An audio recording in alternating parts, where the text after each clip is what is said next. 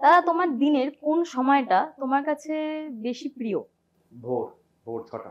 আচ্ছা, তোমার দুর্বলতার জায়গা কোনটা? খাবার। আচ্ছা, বদ অভ্যাস বাদ দিতে চাও। সিগারেট।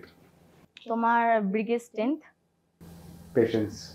তোমার কাছে গুরুত্বপূর্ণ গুরুত্বপূর্ণ কারণ বলতে, বিষয়? হ্যাঁ, যদি হুম, ওইভাবে মানে যেটা আমার মনে হয় হুম, উইথ লাইফ এক্সপিরিয়েন্স বা যেটুকু আমার মনে হয়, এডুকেশন স্ট্রাকচারটা একটু চেঞ্জ হওয়া, হয়তো চেঞ্জ হওয়া উচিত কি অনুচিত বলবো না, কিন্তু একটু পাল্টানো উচিত। যেমন আমরা নম্বর আর ডিগ্রির পেছনে না দৌড়ে জীবনের সাথে এটা কোনো সম্পর্ক থাকে না।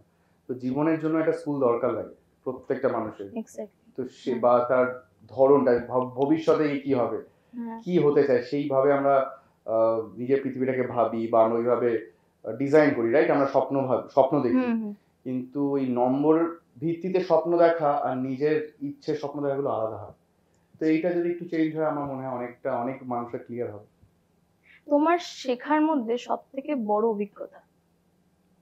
অভিজ্ঞতা শেখার মধ্যে আমার সব থেকে যেটা ভালো লাগে সেটা হচ্ছে যে অ্যাজ অ্যান অ্যাক্টর আমরা কত রকম জীবন বাঁচতে পারি, সেইটা আমার কাছে পাওনা।